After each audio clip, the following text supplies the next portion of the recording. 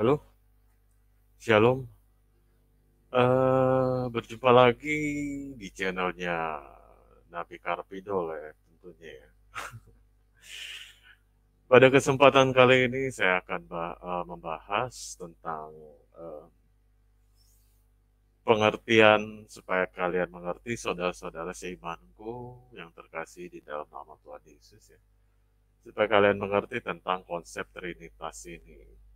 Jadi saya akan menjelaskan konsep Trinitas ini secara sederhana biar kalian juga bisa mengerti karena banyak eh, dari saudara-saudaraku yang seiman, dia tidak mengerti tentang konsep Trinitas gitu. Jadi sangat disayangkan ya kalian beribadah, datang ke gereja, mendengarkan firman Tuhan, tapi tentang konsep Trinitas ini kalian masih tidak mengerti ya, khususnya untuk saudaraku Kristen ya tentunya.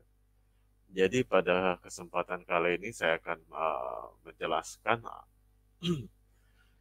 bagaimana tentang konsep Tritunggal atau Trinitas ini ya, supaya kalian mengerti. Jadi pada dasarnya orang Kristen itu tidak menyembah uh, tiga Tuhan ya, karena Trinitas ini harus dipahami dulu dasar-dasarnya. Nah, pada kesempatan kali ini saya akan bahas secara sederhana saja.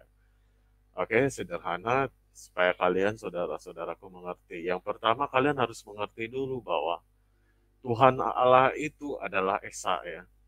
Ingat, Tuhan Allah itu adalah Esa. Jadi, misalkan ini, misalkan ya, saya analogi ya, saya konstruksikan, saya analogikan, ini Tuhan Allah Esa dan tidak ada Tuhan-Tuhan lain selain Dia ya. Ini misalnya saya analogikan ya, kalian harus mengerti dulu soalnya nanti kalian pusing soalnya kalau nggak mengerti dasarnya dulu. Nah, saya kasih gambaran suatu analogi soalnya pembahasan untuk Trinitas ini supaya kalian mengerti. Nanti kalian bakalan paham. Percuma kalian tahu definisi-definisi tapi kalian masih nggak mengerti gitu. Jadi saya ibaratkan ini Tuhan Allah yang Esa nih. Tuhan Allah yang Esa ini tidak ada Tuhan-Tuhan lain. Ya, ingat ya, tidak ada Tuhan-Tuhan lain. Tidak ada Tuhan-Tuhan lain. Ini, misalkan ini satu, ini dua, ini tiga nggak ada. Ya, kita percaya Tuhan Allah Esa ya. Tidak ada namanya Tiruan atau Allah KW ya. Kita menyembah Tuhan Allah yang Esa. Nah, apakah Tuhan Allah yang Esa ini seperti ini aja? Gitu. Menurut kalian? Kalau Tuhan Allah saja yang kita kenal, Tuhan Allah saja yang Esa aja, berarti kan kosong nih, ibaratkan. Nah, untuk orang Kristen perlu tahu, ya, kalau kalian percaya bahwa Tuhan Allah itu memiliki kuasa, memiliki kehendak, memiliki ketentuan, memiliki kedaulatan, memiliki kasih, ya, memiliki segala kekuatan yang tidak terbatas dan tidak terikat oleh ruang dan waktu atau dimensional untuk mewakili Tuhan Allah ini, ya, untuk mewakili kekuasaannya. Makanya Kristen ada namanya Sang Bapa, ya, ya. Ini Tuhan Allah. Gimana ya saya menjelaskannya? Nah, misalkan gini aja nih. Untuk mewakilinya, ini tetap Esa nih. Kalau nggak ada, kalau nggak Tuhan Allah itu misalkan nggak ada kuasa atau nggak ada kehendak, nggak ada kedaulatan, nggak ada uh, power gitu, dia hanya sebatas nama aja atau proper name ya. Ingat baik-baik, tidak ada Tuhan-Tuhan lain ya. Tetapi apakah hanya proper name saja? Apakah hanya sebuah nama saja Tuhan Allah itu? Kan tidak. Ya, yang kita percayai Tuhan itu memiliki suatu kuasa kan, suatu kehendak. Nah, untuk Tuhan Allah ini punya untuk mewakili kekuasaannya. Ya, pahami baik-baik. Ada namanya Sang Bapa di dalam kekristenan itu. Nah, Sang Bapa ini adalah yang mewakili kehendak. Ya, sampai di sini mengerti ya. Sang Bapa ini bukan Allah kedua, ngerti? Karena berasal dari Tuhan Allah, berarti dia Allah. Bener kan? Firman yang di dalam Bapa, firman yang bersama Bapa, namanya tetap Allah hakikatnya. Ini hakikat. Dan jika ini mewakili kealahan, ini Sang Bapa ini tetap Allah disebutnya. Ya. Ini kalau hanya disebut ini saja, ini proper name namanya, hanya sebuah nama saja. Jadi Kristen tidak menganut hanya sebuah nama saja, tetapi ada yang mewakili kuasanya dan kehendaknya. Ini Sang Bapa, saya kasih contoh. Lalu ini Sang Firman, karena Tuhan Allah memiliki firman kan, ya, ada kuasa firman juga. Nah, apakah apakah ini disebut Allah kedua? Bukan juga, tetap Allah. Saya sudah katakan, ya, Tuhan Allah tidak ada Allah-Allah lain, tidak ada Allah-Allah yang lain. Dia esa, tetapi dia mewakili kuasanya. Dia punya kuasa, punya firman. Apakah Apakah Tuhan Allah itu punya kuasa? Ya punya. Apakah punya kehendak? Ya punya. Sang Bapa ini kehendak. Ya, ini hanya proper name ya. Oke. Nah, ini mewakili kuasanya. Yang pertama, ya. Yang kedua adalah Sang Firman. Sang Firman ya. Karena Tuhan Allah yang kita percaya sebagai orang Kristen kan memiliki Sang Firman. Apakah disebut ini Allah satu, Allah dua? Bukan. Karena hakikatnya tetap Allah. Hakikatnya tetap Allah ini, proper name ini. Tetapi apakah hanya proper name? Kalau hanya proper name berarti Tuhan Allah tidak memiliki kuasa. Oke, hanya sebuah nama yang kita tahu. Nah, untuk mewakilinya, Allah itu mewakili kekuasaannya, yaitu ada pada Sang Bapa, Sang Firman, dan dikatakan di dalam Alkitab apa? Allah itu roh kan, Roh Kudus. Nah, oke. Nah, Sang Bapa, Sang Firman, dan Roh Kudus. Jadi ngerti ya? Ngerti sampai sini kan? Ini yang mewakili proper name ini, Tuhan Allah ini. Ya, ini bukan proper name kalau sudah memiliki ini. Kita percaya bahwa Tuhan Allah memiliki ini. Jadi bukan hanya proper name. Ya, ngerti?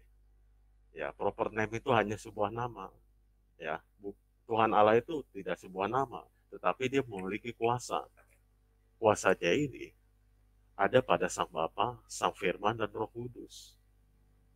Ya, mengerti kan? Makanya ketika Tuhan Yesus turun ke dalam dunia, hakikatnya dia Allah karena dia firman. Dia yang mewakili Sang Firman ini, dia yang mewakili dari Tuhan Allah ini. Kuasanya sama dengan Sang Bapa, sama dengan Roh Kudus, sama. Jadi harus dimengerti. Makanya ketika Tuhan Yesus turun ke dalam dunia, dia itu Allah. Dia itu hakikatnya Allah. Dan dia ketika mengambil rupa manusia, dia pun manusia. Begitu. Ngerti kan sekarang? Oke? Jadi paham. Banyak orang salah dalam mengerti juga tentang Trinitas. Nanti saya akan jelaskan tentang suatu pertanyaan-pertanyaan yang diajukan kepada Kristen yang membuat Kristen orang Kristen tuh bingung gitu oleh para keyakinan yang lain gitu ya. Nanti saya akan bahas, tetapi kalian harus mengerti dulu tentang Trinitas. Jadi seperti itu yang sudah saya sederhanakan sekali. Sebelum jadi percuma kalau kalian mengerti tentang definisi Trinitas, tapi kalian tidak mengerti Trinitas itu seperti apa digambarkannya. Seperti itu. Kalau hanya Tuhan Allah saja, ini Esa, ini hanya proper name yang kita percayai. Tetapi pada faktanya apa? Ya kita tahu kan Tuhan Allah memiliki kehendak, kuasa, firman, benar kan? Kedaulatan, ketentuan, kasih. Nah, ini yang mewakili. Nah, jadi kalau untuk konsep apa namanya konsep Trinitasnya begini. Nah, jadi Sang Bapa, Sang Anak, Sang Firman ini dan Roh Kudus. Karena di dalam Alkitab dijelaskan juga kan bahwa bahwa Allah itu roh dan Allah pun memiliki firman dan itulah yang diutus yang bernama Yesus Kristus kan. Nah, seperti itu. Jadi harus dipahami dulu baik-baik supaya kalian mengerti. Begitu. Oke? Sampai di sini semoga kalian paham ya. Jadi kenapa Tuhan Yesus itu ketika datang ke dalam dunia, dia itu disebut Tuhan juga. Karena banyak ayatnya. Dan satu lagi ya, ada orang tuh mempertanyakan, berarti kalau Yesus Tuhan itu berarti Yesus juga Bapa. Tidak, saya udah katakan. Bapa itu, Bapa itu, Sang Bapa tidak sama dengan apa tidak Sang Bapa ini bukan firman. Ingat ya. Makanya disebutnya Trinitas. Trinitas itu adalah mewakili kekuasaan Allah. Kalau hanya seperti ini, Tuhan Allah saja, berarti dia hanya proper name, tidak memiliki kuasa. Ngerti? Jadi seperti itu. Jadi cukup jelas kan? Jadi jangan bingung kalau misalkan Yesus kan hanya manusia, tidak. Dia Allah, dia Tuhan. Karena dia memang berasal hakikatnya dari sana. Nanti saya akan saya akan memberikan suatu penjelasan eh, tentang pertanyaan-pertanyaan yang sering dilontarkan tentang keilahian Yesus ya. Nanti saya akan jelaskan. Jadi sampai di sini kalian paham ya mengenai Trinitas. Trinitas itu seperti itu gambarannya. Oke? Jadi jangan pernah sebut firman itu adalah Bapa itu sendiri, itu keliru. Jelas. Ya. Firman itu bukan Bapa. Makanya Yesus katakan apa? Aku di dalam Bapa, Bapa di dalam aku. Ini itu bersinergi, tidak bisa dipisahkan. Kekuasaannya ini kan tidak bisa dipisahkan. Seperti manusia. Manusia kan hakikatnya. Baru proper name saja disebut manusia. Kalau disebut manusia itu harus seperti apa coba? Harus memiliki tubuh, harus memiliki jiwa, harus memiliki roh. Itu baru disebut hakikatnya manusia kan. Nah, seperti itu. Jadi untuk memahami suatu trinitas, kita harus pahami dulu dasar-dasarnya. Jadi segambaran secara umum, kita harus mampu mengerti dulu di situ. Sama seperti manusia seperti itu. Jadi bukan manusia itu seperti bukan manusia itu Allah, bukan. Jadi manusia itu kalau memiliki kekuatan, kekuasaan atau pergerakan atau disebut dengan manusia yang hidup itu harus bagaimana tuh? Hakikatnya kan manusia hanya proper name. Tetapi disebut manusia hidup itu harus bagaimana coba? Bukankah dia harus memiliki tubuh, memiliki daging, memiliki jasmani? Baru yang kedua adalah memiliki jiwa. Apa sih fungsinya? Saya kasih jelas ya fungsinya. Jadi begini, manusia kan disebut manusia hidup itu kan dia harus memiliki tubuh, jiwa, dan roh. Nah, tubuh ini fungsinya untuk apa? Untuk melakukan suatu pergerakan. Pergerakan aktivitas makhluk hidup. Seperti makan, minum, berolahraga, terus belajar, ya, terus melakukan suatu penemuan-penemuan apa, terus buat berkembang biak, ya, melakukan, ya begitu untuk penerusan keturunan, ya. Ini tubuh nih, jasmani, kedagingan. Terus untuk bekerja, ini tubuh kedagingan fungsinya. Nah, jiwa ini apa fungsinya? Jiwa itu merasakan tentang lagi sedih, gitu, lagi galau atau lagi bahagia, itu jiwa itu jiwa. Nah, terus roh apa? Roh ini yang menghidupkan ini, begitu. Jadi kenapa manusia itu bisa bernafas, bisa hidup melakukan pergerakan dengan kedagingannya, dengan tubuh jasmaninya, dengan bisa merasakan dengan jiwanya, dan inilah fungsinya roh ini untuk menghidupkan ini. Jadi begitu. Kalau kita mengenal hanya manusia, itu hanya proper name, hakikatnya. Yang disebut manusia hidup itu memiliki tubuh, jiwa, dan roh. Makanya kalau Allah, Tuhan Allah itu, dia hanya proper name kalau tidak memiliki kuasa. Nah, kuasanya ini bersinergi. Ini bersinergi. Jadi jadi satu, ya, manunggal.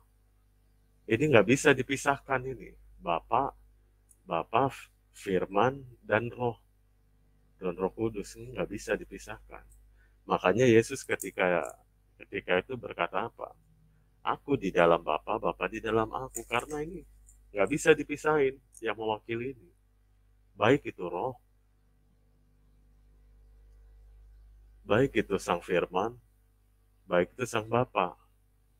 Nah, kalian bisa cek ya. Nanti saya akan kasih di deskripsi ya tentang ayat-ayatnya. Nah, kita buka di Yohanes 1 ayat 14 ya. Kalian buka, ini pengertian tentang Tritunggal ya. Jadi menurut kajian saya ya, yang ketika saya mempelajari Alkitab ya, karena Alkitab itu jangan hanya dibaca, tetapi kita mengerti. Dan disitulah pengurapan Roh Kudus membuat kita mengerti. Makin sering orang itu, jadi kalau orang tuh baca Alkitab, jangan hanya baca-baca begitu aja. Kitanya harus ada ketertarikan, nafsu ingin mempelajari, begitu. Jangan hanya dibaca-baca tapi endingnya tidak mengerti. Oke, saya kasih ayat ya untuk penjelasan tentang Trinitas ini. Bisa diambil dari yang pertama itu bisa diambil dari Yohanes 1 ayat 14 ya. Jadi begini firman Tuhan. Firman, firman itu telah menjadi manusia dan dia dan dan dia diam di antara kita dan kita telah melihat kemuliaannya, yaitu kemuliaan yang diberikan kepadanya sebagai anak tunggal Bapa. Ya. Jadi jangan jangan nanti ada pikiran bahwa oh, Yesus yang hakikatnya firman ini adalah Bapa juga, tidak. Tetapi ini tidak bisa dilepaskan, ya. Antara Roh Kudus, antara Sang Firman dan Bapa ini tidak bisa dipisahkan. Dia menunggal, dia menyatu, dia. Dan tidak bisa pemisahan, dan satu sama lainnya ini tidak ada saling membatasi. Nah, itu kan dijelaskan tentang firman dan Sang Bapa ya. Tadi ada di Yohanes 1 ayat 14. Kemudian ada di, kalian bisa buka di Lukas 4 ayat 14. Tentang roh ya. Yang saya sudah katakan tadi bahwa ini Tuhan Allah, pewakilannya Sang Bapa, Sang Firman, dan Roh. Nah, dan Roh Kudus. Karena Alkitab menjelaskan Allah itu roh. Ya, ini yang mewakili. Nah, kita baca di Lukas 4 ayat 14 ya. Dalam kuasa roh. Nah, saya udah bilang kan, ini yang mewakili. Jadi Roh Kudus ini dalam kuasa roh. Kembalilah Yesus ke Galilea dan tersiarlah kabar tentang dia di seluruh daerah itu. Jadi ketika Yesus datang ke dunia, ada. Jadi Roh Kudus itu diam di dalam dia. Dan Yesus sendiri mengatakan yang hakikatnya firman ini, Bapa ada di dalam aku ada di dalam Bapa, karena ini bersatu. Yang mewakili kuasa dari Tuhan Allah ini yang mempunyai kuasa dan kuasa firman dan kedaulatan, ketentuan, kasih, kehendak. Ini ada di sini. In powernya ini ada di sini. Ya. Jadi bukan dikatakan uh, Allah pertama, Allah kedua, Allah ketiga, tidak. Kalau sudah bicara esa, itu bukan nominal ya. Perhatikan baik-baik. Kalau sudah bicara esa, tidak ada yang bermakna nominal atau angka atau jumlah. Ya. Pahami baik-baik, Tuhan Allah itu bukan jumlah, tapi dia esa, bukan nominal ya. Ngerti? Jadi apakah bisa menyebutkan Allah Bapa, Allah Anak, Allah Roh Kudus? Bisa. Karena dia hakikatnya ini. Ya. Sudah saya kasih tahu, esa itu bukan jumlah, bukan nominal, bukan satu. Ya, bukan angka, bukan jumlah. Tapi esa ini tidak bisa kita kalkulasi atau segala macam. Dia esa ya esa. Tidak ada tiruan. Ya, tidak ada tiruannya. Tidak ada jiplakannya atau ilah-ilah lain itu tidak ada. Dia cukup ini aja. Nah, makanya apakah bisa disebut dengan Allah Bapa, Allah Anak, Allah Roh Kudus? Iya bisa. Karena ini hakikatnya ini Tuhan Allah. Jadi mengerti sekarang. Makanya jangan bodoh kalau misalkan menyebut Yesus itu adalah Bapa, itu dia tidak mengerti. Ada loh itu gelar doktor juga masih seperti itu, tapi ya sudahlah. Ya semoga apa ya? Semoga ada pencerahan di pikirannya gitu. Jadi perlu dipahami ya. Yang boleh itu ketika menyebutkan Allah Bapa, Allah Anak, Allah Roh Kudus. Itu bisa. Karena sudah disebutkan di dalam Alkitab, Allah itu roh. Ya, Allah itu firman juga.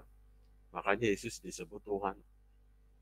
Jadi dia tidak menolak kan ketika muridnya pada saat itu menyebut dia, engkau guru dan Tuhan. Ya tepat katamu, aku guru dan Tuhan.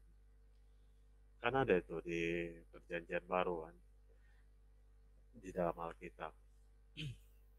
Jadi seperti itu. Oke. Jadi di Lukas 4 ayat 18 pun dikatakan demikian. Roh Tuhan ada padaku. Jelaskan? Berarti di dalam dia, waktu datang sebagai manusia pun Roh Tuhan itu berdiam diri di dalam Yesus itu. Jadi saya jelaskan ya. Yang disalib apakah 100% manusia? Tidak. Saya katakan sekali lagi tidak. Pahami baik-baik Alkitab. Terserah orang mau menentang atau gimana. Ya. Dia memang 100% manusia, tapi 100% dia Allah. Hakikatnya tidak akan pernah bisa. Ya. Karena perlu dimengerti, di luar jasmani itu tidak bisa mendapatkan suatu perlakuan atau suatu tindakan. Ya. Mendapatkan suatu perlakuan atau tindakan physically, ya, physically. Tetapi apakah Roh Allah berdiam diri di dalam Yesus? Ia tetap berdiam diri. Tetap berdiam diri.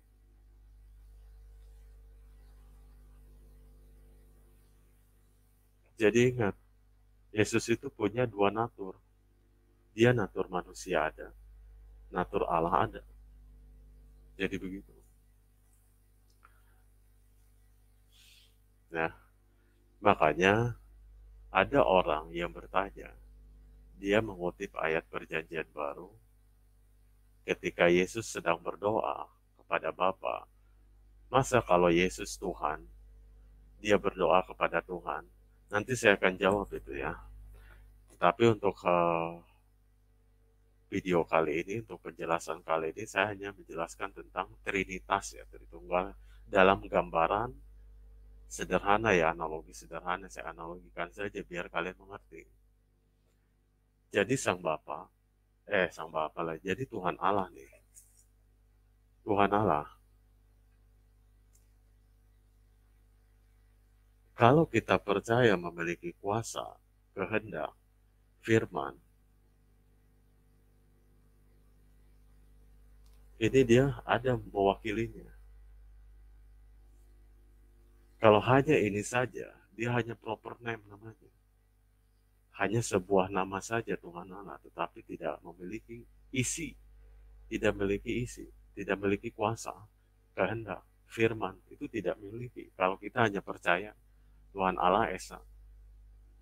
Ini konsep dasar keimanan kekristenan. Jadi seperti itu. Jadi kalian harus paham dulu. Jadi Yesus itu bukan Bapa. Yesus itu ada di dalam Bapa. Ya, Bapa ada di dalam dia. Seperti ini. Sang Bapa, Sang Firman, dan Roh. Ini nyatu, ini manunggal. Dan tidak bisa dipisahkan. Makanya boleh ya dikatakan Allah Bapa, Allah Anak, Allah Roh Kudus. Sekali lagi saya katakan, Tuhan Allah ini Esa tidak ada tiruannya, ya. Tidak ada kawe-kaweannya, tidak ada yang mirip-miripnya. Ya, tidak ada ilah-ilah lain, dia Esa. Tidak ada yang tiruannya. Ya, ngerti? Tidak ada tiruan-tiruannya atau ilah-ilah lain itu nggak ada. Kalau kita percaya Tuhan yang Esa. Tetapi apakah kita hanya percaya Tuhan Allah yang Esa aja seperti ini? Hanya sebuah nama aja? Tidak.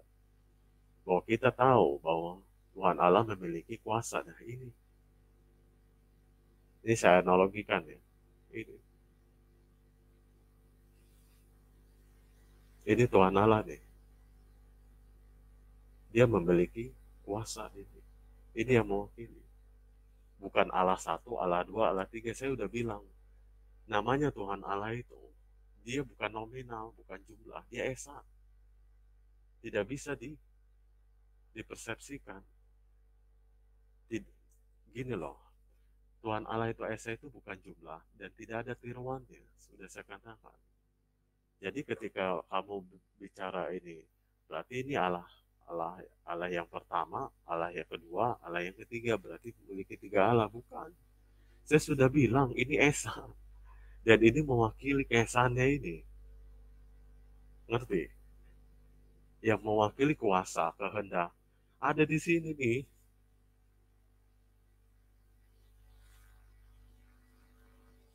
Baca kitab Kejadian, pada mulanya adalah firman, firman bersama-sama dengan, jelas kan? Kalian baca.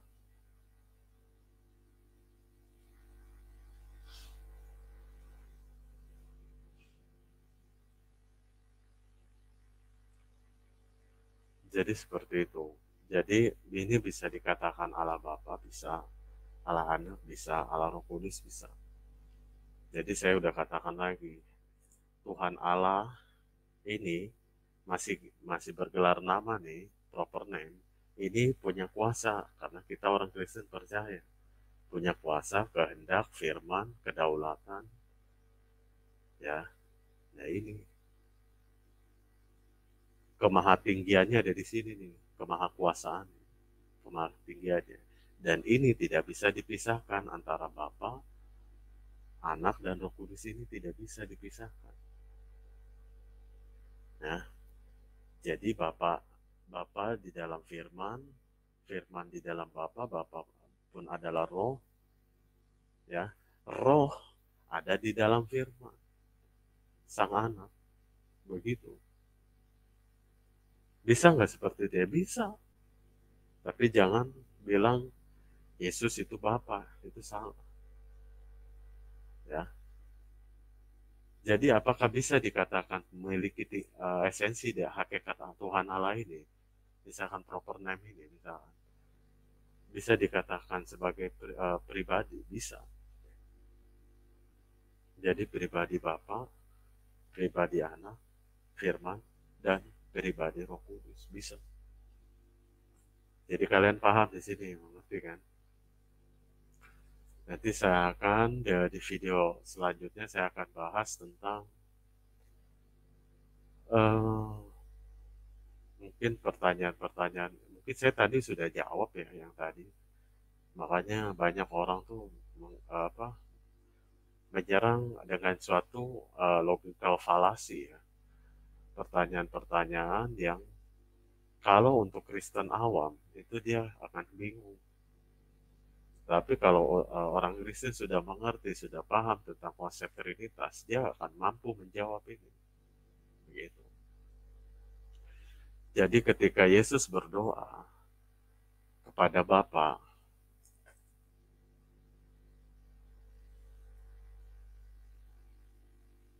karena Yesus pun Allah, ya, kan dia sebutkan, aku, Bapa di dalam aku di dalam Bapa.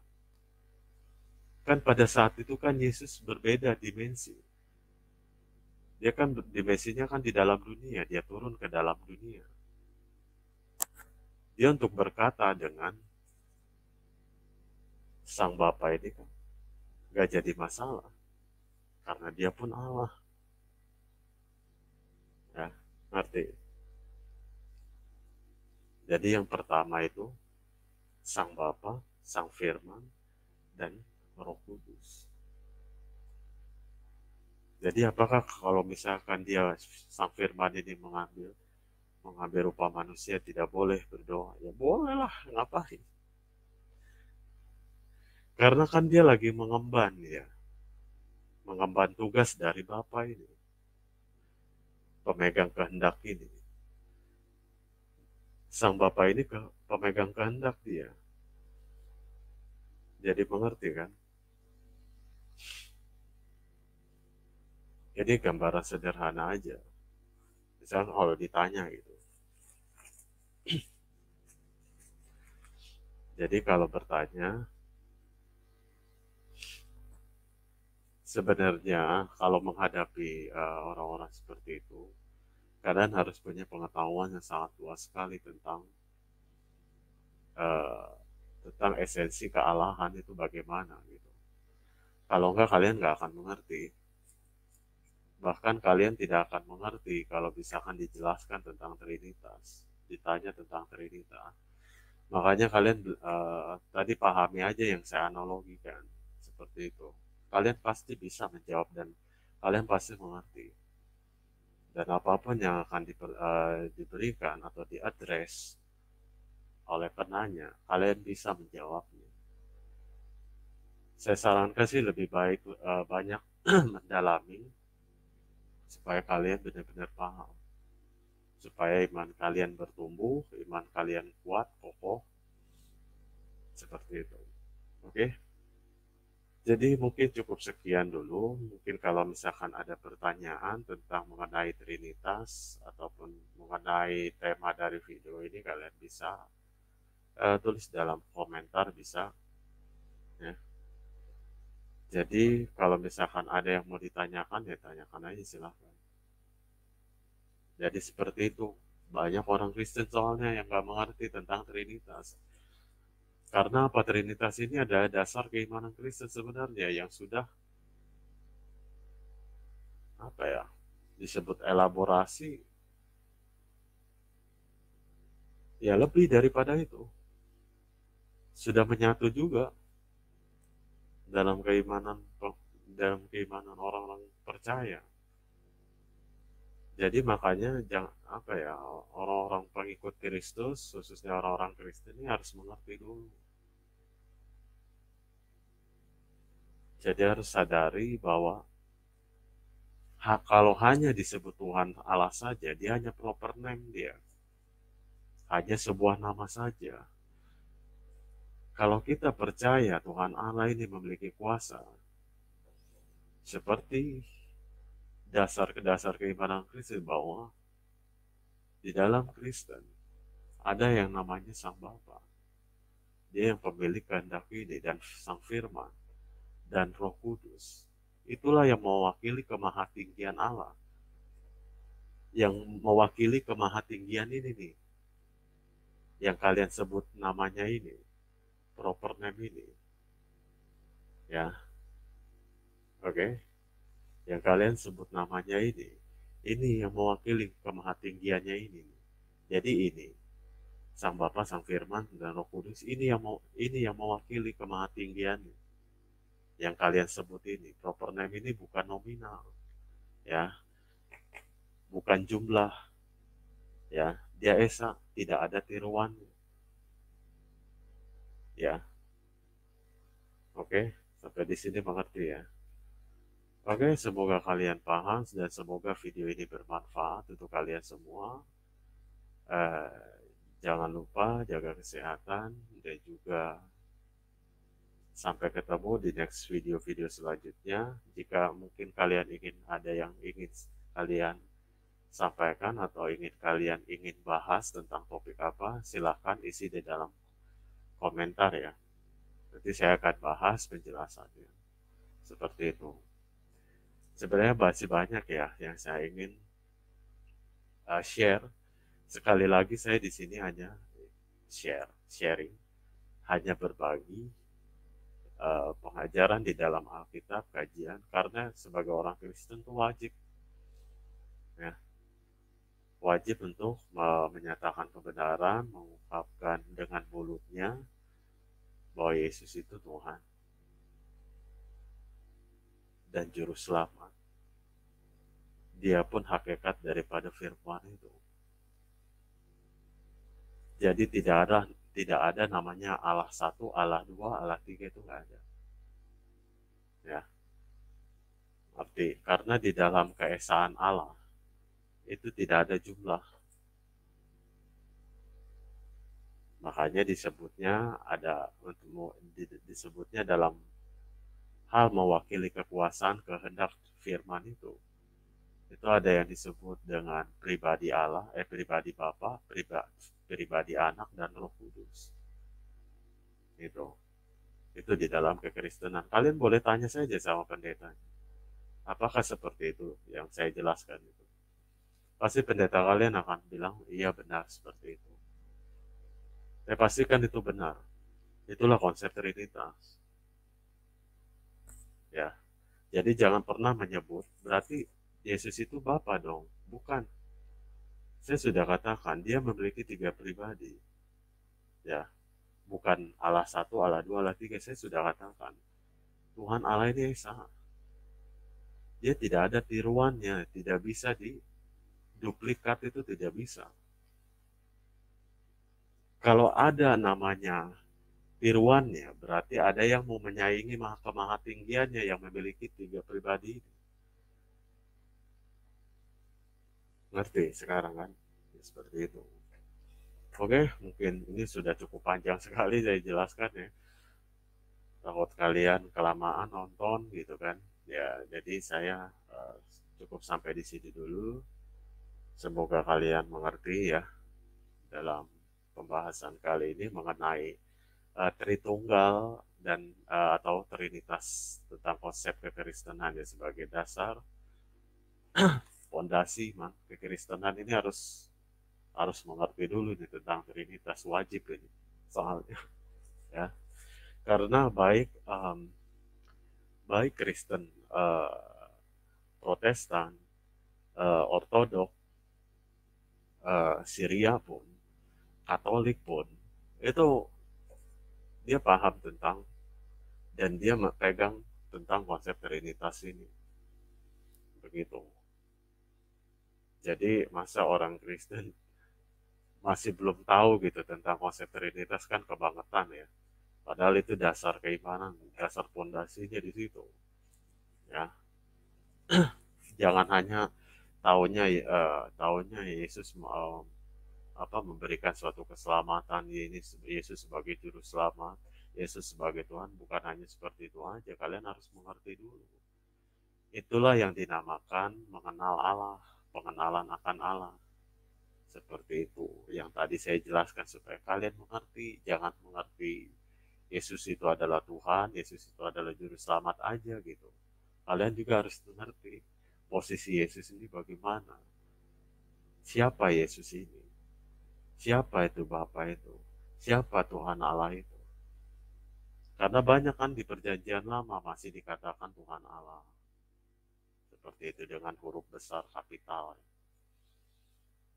Jadi masih banyak yang kalian harus pelajari, yang mungkin ini saya bicara kepada yang masih awam aja ya. Kalau kalian sudah mengerti, baguslah gitu. Saya sangat bersyukur sekali kalau orang Kristen banyak yang ngerti tentang konsep Trinitas. Saya makanya analogikan secara sederhana saja gitu supaya paham. Karena banyak yang blunder soalnya, banyak yang banyak yang bingung-bingung gimana gitu. Kadang kalau saya ngelihat dari kanal-kanal gitu, masih banyak orang yang belum mengerti tentang Trinitas soalnya. Sampai ada bilang gitu, Yesus adalah Bapa, itu kan konyol namanya.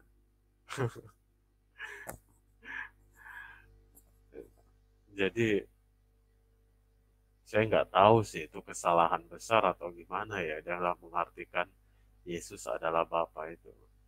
Tetapi bagaimanapun ya,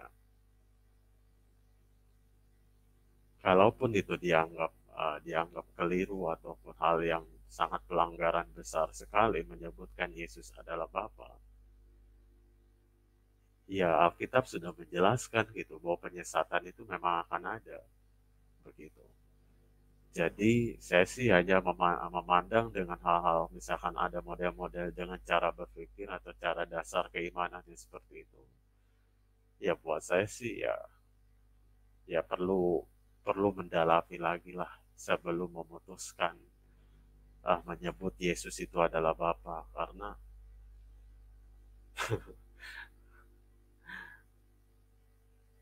saya cuma bisa gimana ya, keliru itu. Jadi Yesus itu bukan Bapa. Yesus di dalam dia, di dalam Bapa, yaitu benar. Tetapi Yesus bukan Bapa. Dia adalah pribadi firman dia. Hakikat kealahan dari firman ini. Itu Yesus itu. Kalian boleh tanya kepada teologi-teologi Kristen. Apa yang saya ungkapkan ini benar atau salah gitu. Kalian bisa tanyakan aja. Gitu. Jadi kalau misalkan Yesus berdoa kepada Bapa, oh Tuhan berdoa kepada Tuhan. Ya apa masalahnya gitu? Kan dia berbeda dimensi soalnya. Dia kan firman yang mengambil rupa manusia dan dia turun gitu ke dalam dunia. Artinya kan sudah berbeda state kan. Ya tetapi tidak menghilangkan tentang hakikatnya. Dia tetap. Kan dia sedang melaksanakan kehendak Bapa. Kan, apakah Bapa berada di dalam dunia? Tidak kan, Bapa kan berada di dalam tahtanya.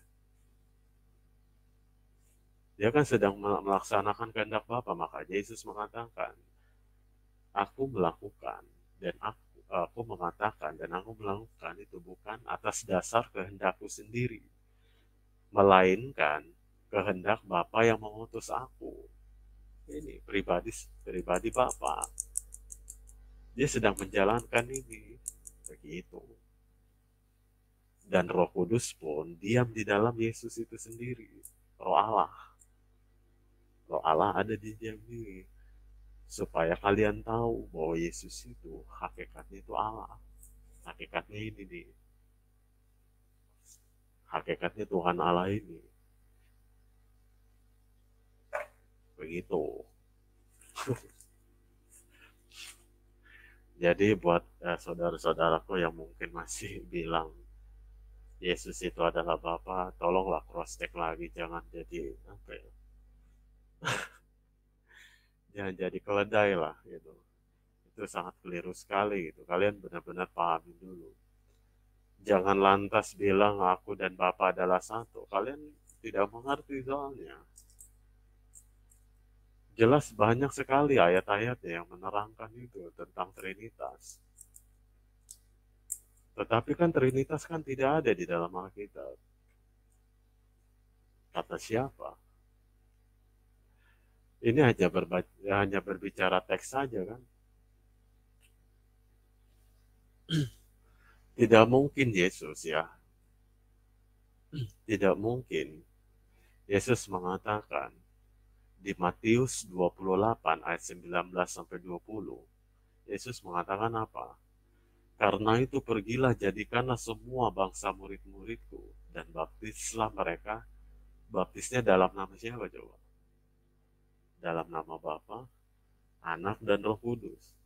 Coba alasannya kenapa coba Yesus mengatakan itu? Terus Trinitas itu pengertiannya seperti apa coba? Yang tadi saya jelaskan tadi.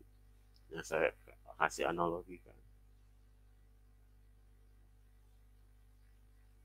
Baptislah mereka supaya menjadi tanda kepemilikannya Tuhan.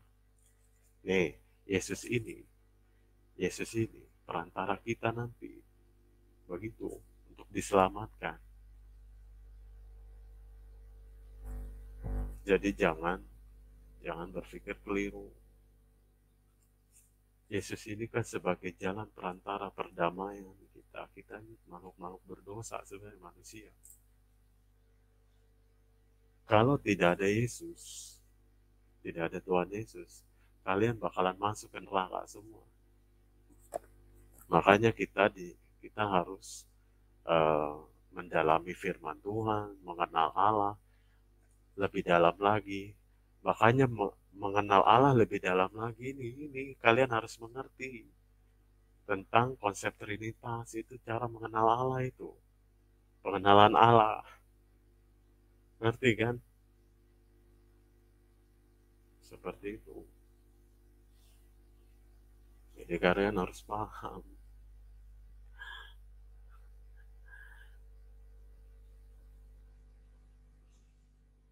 Dan masih banyak lagi. Alkitab itu rahasia. Banyak misteri sekali. Oke? Banyak sekali rahasia yang terkandung di dalam Alkitab. Jadi kalian harus banyak belajar lagi. Seperti itu. Oke? Nah, mungkin cukup sekian dulu video kali ini. Jika ada yang kalian ingin tanyakan, kalian boleh tanyakan apapun. Apapun tuh pertanyaannya. mungkin yang mengganjal atau apa, kalian bisa tanyakan ya. Saya akan jawab dengan sebisa mungkin. Sekali lagi, saya di sini hanya jemaat biasa. Saya hanya pengikut Kristus, hanya jemaat biasa. Saya tidak ada namanya eh, apa ya, profesi atau profil-profil yang ahli teolog, ahli teolog, ya, para para teolog atau pendeta dan sebagainya lah. Kalian bisa bicara tentang apa gitu yang menggambarkan suatu gelar ya. Saya tidak, saya hanya jemaat biasa, saya sudah katakan. Tapi kewajiban saya sebagai pengikut Kristus adalah men-share, berbagi. Oke, jadi cukup sekian di video kali ini. Mohon maaf jika ada salah-salah saya kata. Saya akhiri. eh, Sampai ketemu di next video selanjutnya. Tuhan Yesus memberkati kita semua.